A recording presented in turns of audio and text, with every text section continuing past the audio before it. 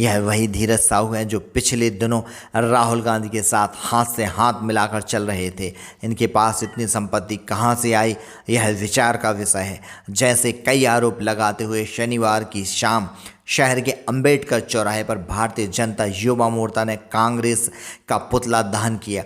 जिला अध्यक्ष यश अग्रवाल के नेतृत्व में सैकड़ों की संख्या में मौजूद कार्यकर्ताओं ने कांग्रेस की रैली निकालते हुए जमकर नारेबाजी की। इस दौरान कांग्रेस का पुतला भी जलाया गया। जिला अध्यक्ष यश अग्रवाल ने कहा कि कांग्रेस ने 70 साल में देश को लूटने का काम किया है। हाल ही में कांग्रेस के राज्यसभा सांसद धीरज साहू के घर जब छापा पड़ा तो बेनामी संपत्ति समेत 200 करोड़ से अधिक की नकद राशि उनके घर से बरामद हुई। यह वही धीरज साहू हैं जो पिछले दिनों राहुल गांधी के साथ हाथ से हाथ मिलाकर चल रहे थे। इनके पास इतनी संपत्ति कहां से आई, यह विचार का विषय है। जिला अध्यक्ष यश अग्रवाल ने कहा कि कांग्रेस की विचारधारा ही लूट पर टिकी हुई है। पार्टी का अस्तित्व धीरे धीरे समाप्त हो रहा है। इसलिए देश में जो कांग्रेस पार्टी के गिने चुने सांसद हैं वह जनता की गाड़ी कमाई को लूटने का काम कर रहे हैं। जो विरोध प्रदर्शन किया गया है, पुतला जलाया, क्यों जलाया और क्या मांगे हैं? देखिए, अभी जैसा कि आप लोगों को भी विदित होगा कि कांग्रेस के राज्यसभा सांसद धीरज साहू जी, जिनकी अभी कुछ दिन पहले राहुल गांधी जी के साथ एक फ़ोटो भी वायरल हुई थी जिसमें राहुल गांधी जी उनके गले में हाथ डाले, उनके घर पे, उनके ठिकानों पे जब छापे आईटी के पड़े तो हमने खुद देखा कि 200 करोड़ रुपए अभी तक उनके ठिकानों पे नकद मिल चुका है और अभी काउंटिंग चालू है। अभी सुबह पता चला हम लोगों को मीडिया के मित्रों के ही माध्यम से कि 2 नोट गिनने वाली मशीन भी जल गई।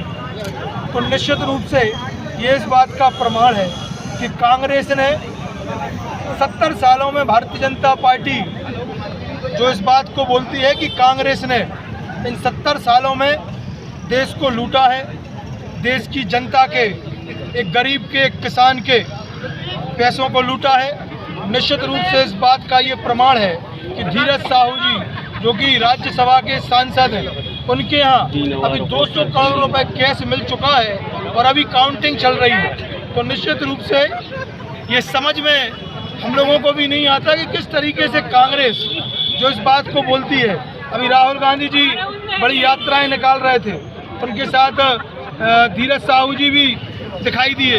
तो निश्चित रूप से हम प्रश्न करना चाहते हैं, हम लोग देश के युवा हैं, हम लोग देश के, भारत देश में निवास करते हैं, युवा भी उनसे प्रश्न करना चाहता है कि कांग्रेस की यही भ्रष्टाचारी नीति है? क्या कांग्रेस के जितने भी सांसद अभी देश में हैं गिने चुने, क्या वो भी इसी तरीके से भ्रष्ट है?